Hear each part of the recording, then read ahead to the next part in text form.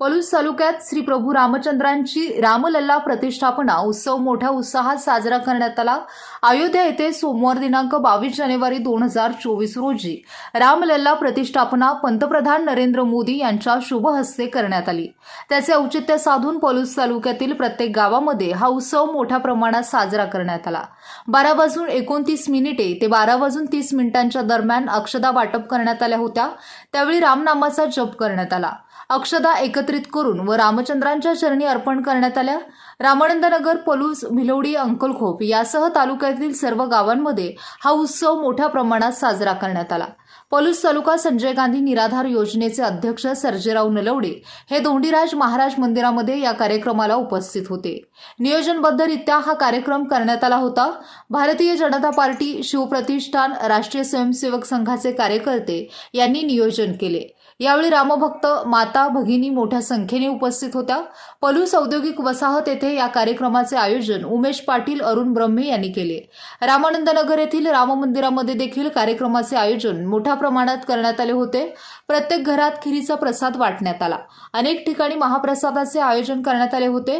अनेक ठिकाणी भजन, प्रवचन व कीर्तनांसह विविध धार्मिक कार्यक्रमांचे आयोजन केले होते।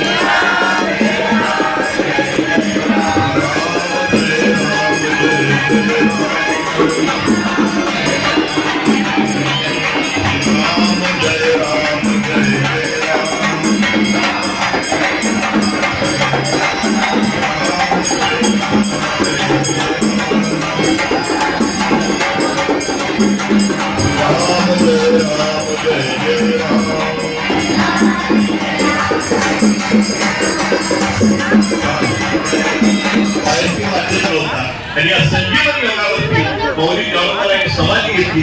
त्या समाधीचं नाव आहे संजीवनी समाधी।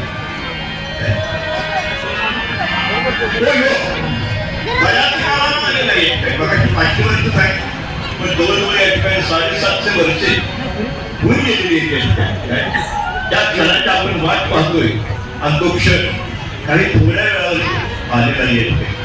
आज अयोध्येमध्ये प्रभू रामरायांच्या समोर राष्ट्रधर्माचं उच्चारण समोर येते, पण प्रतिष्ठापना करावं लागतं।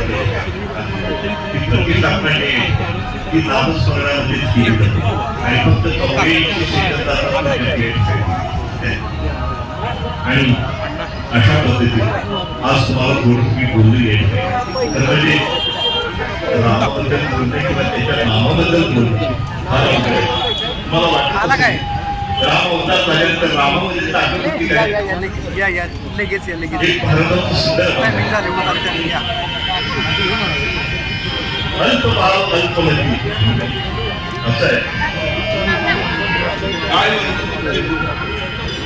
मी तो अल्पमती काय वर्णू तुमचे उदकी तारीखे पाचा हे महिमान नामाचे रामाचं सांगितलेलं काही आज तुमच्या नावात इतकी ताकद आहे बरं का? तुमच्या नावामुळे तुम्ही त्याच्यामुळं आणि वाल्मिकांनी प्रसिद्ध केलेलं नाव म्हणून त्या रामाला महत्व आहे. पाण्यावरती दगड चढली कशामुळे माहित आहे का? रामरायाच्या नामामुळे उदकी तारीने पाषाण ही महिमा नामाचे. आम्हाला वाटलं माझ्यामुळे हे नसतंय.